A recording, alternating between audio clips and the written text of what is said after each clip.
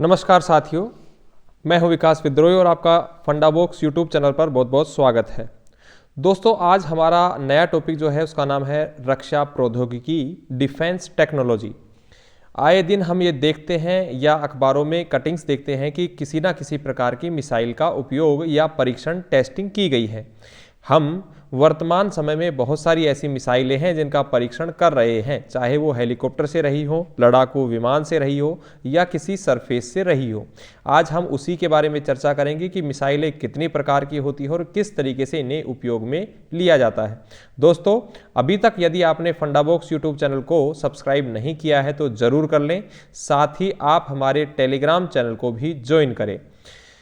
यह जो टॉपिक है आपके मेंस के सिलेबस में दिया गया है डिफेंस टेक्नोलॉजी के नाम से, और इसमें मिसाइलें साफ तौर पर देखी जा सकती हैं, जैसा कि आप देख पा रहे हैं।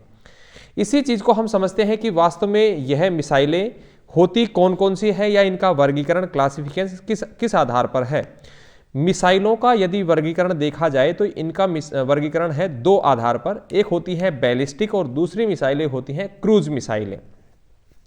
बैलिस्टिक मिसाइलें ये होती हैं जो वायुमंडल को चीरकर किसी दुश्मन के क्षेत्र में जाकर गिरती हैं, या हमने कोई भी टारगेट यदि फिक्स किया होता है तो वो वहाँ पर क्या करेंगे, एक परवलयकार मार्ग का अनुसरण करती हैं और उसके बाद वह कहाँ पर जाकर गिरती हैं, दुश्मन के क्षेत्र में गिरती हैं।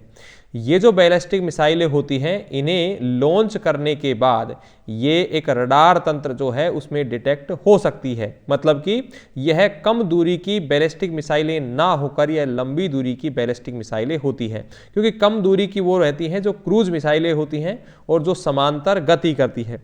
लंबी दूरी की जो मिसाइलें होती हैं इनमें ICBM या इंटरमीडिएट जो बैलिस्टिक मिसाइलें होती हैं वो भी होती हैं, जो कि बहुत दूरी तक, जैसे कि 5000 या 8000 किलोमीटर तक को भी कवर करती हैं।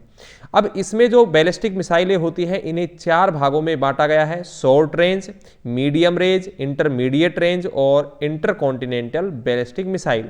शॉर्ट रेंज मिसाइलें वो होती हैं जो कम दूरी की होती हैं, जिनकी मारक क्षमता 300 किलोमीटर तक होती है या 300 किलोमीटर से लेकर 1000 किलोमीटर तक होती है।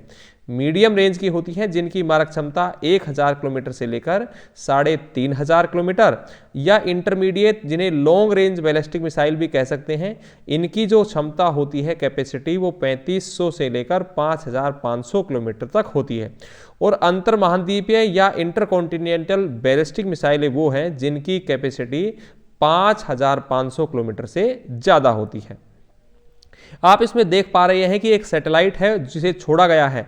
छोड़ने के बाद इसके ABC पार्ट जो है वो अपने अपने स्तर पर क्या है, अलग होते हैं, और लास्ट में जब गिरा जाता है तो उसमें केवल और केवल आगे का भाग जो होता है, जिसमें किसी न किसी प्रकार का विस्फोटक पदार्थ भरकर भेजा जाता है, वही वहाँ पर टारगेट किया जाता है। सेकंड जो मिसाइलें होती हैं इन्हें क्रूज मिसाइल कहा जाता है। यह लक्ष्य पूर्व निर्धारित होना चाहिए कि मतलब पहले से यदि किसी आपने टारगेट को फिक्स कर लिया है तब ये मिसाइलें चलाई जाती हैं। ये मिसाइलें भूमि के समांतर गति करती हैं। कम दूरी की मिसाइलें कहा जा सकता है।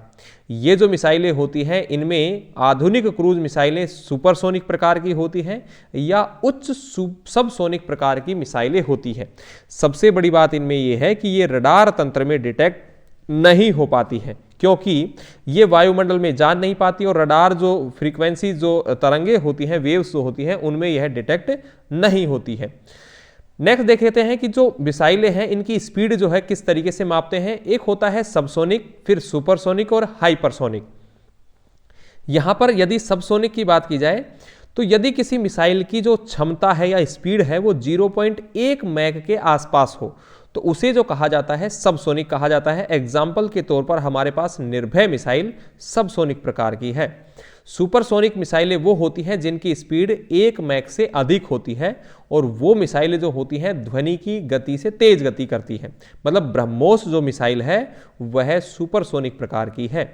वर्तमान समय में भारत और रूस ब्रह्मोस 2 का भी विकास कर रहे हैं, जो कि हाइपरसोनिक प्रकार की मिसाइलें होंगी, और ये जो मिसाइलें हैं यह हाइपरसोनिक होंगी, मतलब 5 मैक के आसपास इनकी स्पीड होगी।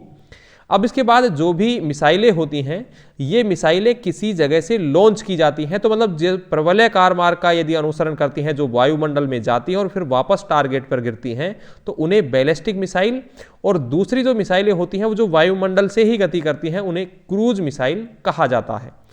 फिर बात आती है कि डिफरेंस क्या है, तो देखिए इनका जो डिफरेंस है वो भी अलग अलग है। जो बैलिस्टिक मिसाइलें होती हैं वो लंबी दूरी की होती हैं, लेकिन क्रूज मिसाइलें कम दूरी की हैं। इनके एल्टीट्यूड की यदि बात की जाए तो बैलिस्टिक मिसाइलों का एल्टीट्यूड हाई होता है, जबकि क्रूज मिसाइलों का लो होता है।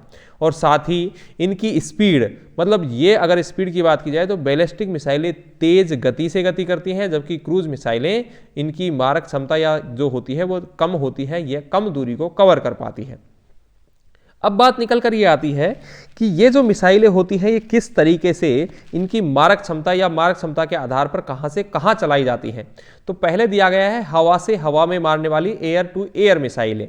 इसका मतलब ये है कि या तो किसी विमान के द्वारा या किसी हेलीकॉप्टर के द्वारा चलाई गई होगी और सामने वाले हेलीकॉप्टर या किसी लड़ाकू विमान को मारने के लिए होती हैं। तो ये जो होती हैं ये हम कह सकते हैं कि BVRAAM करके मिसाइलें हैं जो कि मारने के लिए होती हैं। इन्हें कहाँ से चला सकते हैं? सुकोई 30 MKI हमारे पास क्या है? हेलीकॉप्टर है, मिराज है या मिग है या एयरक्राफ्ट जो है फाइटर जेट जो है, इनसे हम इन्हें चलाते हैं।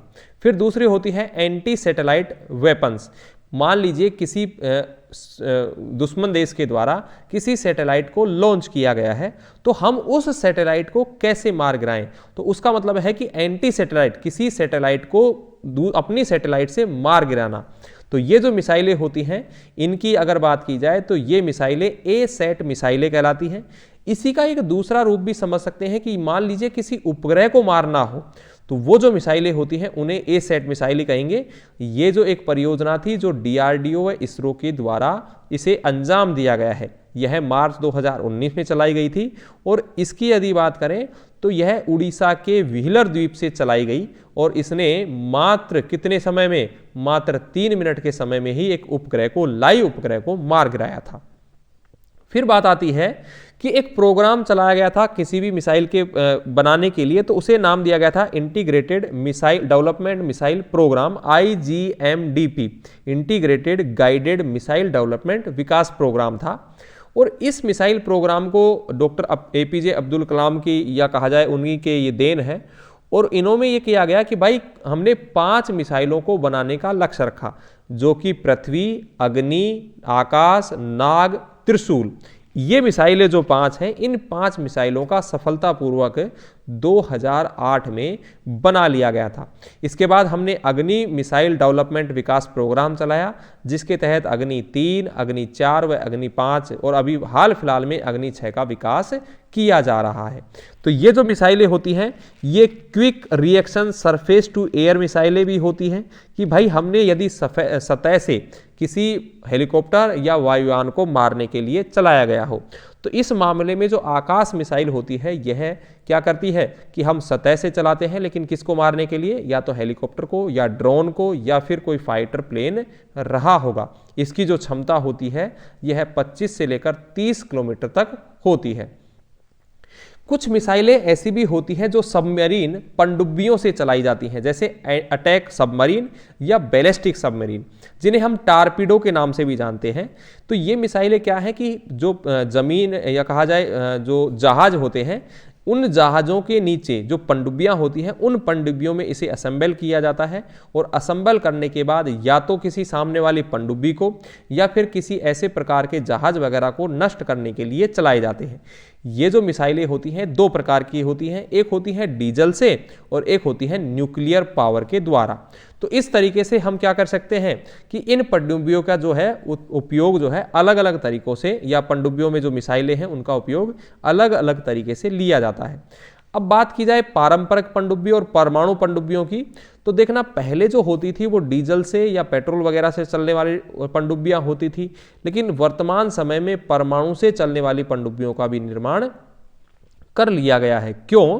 क्योंकि एक ड्रॉबैक ऐसा था कि परमाणु से चलने वाली जो पनडुब्बियां हैं उनमें किसी भी प्रकार की गैसेज वगैरह नहीं बनती हैं, जबकि जो डीजल से चलने वाली पनडुब्बियां होती हैं इन्हें एक निश्चित समय के बाद सतह पर आना पड़ता था जो गैसेज वगैरह जो निर्माण कर लेते थे उन्हें छोड़ने के लिए। लेकिन जैसे ही वो सतह पर आती थी तो डिटेक्ट हो जाती थी दुश्मन के रडार तंत्र के द्वारा और उन्हें मार गिराया जाता था। तो ये जो आपने देखा है, ये वर्गीकरण देखा है, क्लासिफिकेशन देखा है मिसाइल्स का। ये जो मिसाइलें होती हैं ये 3 आधार पर, पथ के आधार पर, मारक क्षमता के आधार पर और स्थान से स्थान के आधार पर, कि कौन सी मिसाइलें सतह से, कौन सी हवा से, कौन सी किसी अन्य जगह से चलाई जाती हैं। तो ये मिसाइलें वर्तमान समय में उपयोगी हैं क्योंकि डीआरडीओ समय समय पर किसी ना किसी मिसाइल का परीक्षण कर रहा है, टेस्टिंग कर रहा है। अभी हाल ही में ब्रह्मोस मिसाइल का परीक्षण किया गया है जो लड़ाकू विमान से भी चलाई जाएगी। ये मिसाइलें हेलीकॉप्टर से भी चलाई जाती हैं जिन्हें हेलिना नाम दिया जाता है। दोस्तों, आप लोग बने रहिए, जुड़े रहिए। हमारे डेली बेसिस पर आपके जो न्यूज़पेपर है उसका भी एनालिसिस किया जा रहा है और साथ ही करंट अफेयर्स की जो क्लासेज हैं वो भी है। मेरे द्वारा साइंस टेक की जो क्लास है वो लेकर आ रही है। और ये ऐसा मत सोचना कि भाई कंप्लीट कोर्स नहीं होगा, ये कंप्लीट कोर्स आपको करवाया जाएगा। तो आप पर्टिकुलर अपने एक एक टॉपिक को कवर करते हुए चलिए, पढ़ते हुए चलिए और अपने नोट्स ज़रूर बनाइए। बहुत बहुत धन्यवाद दोस्तों, थैंक यू।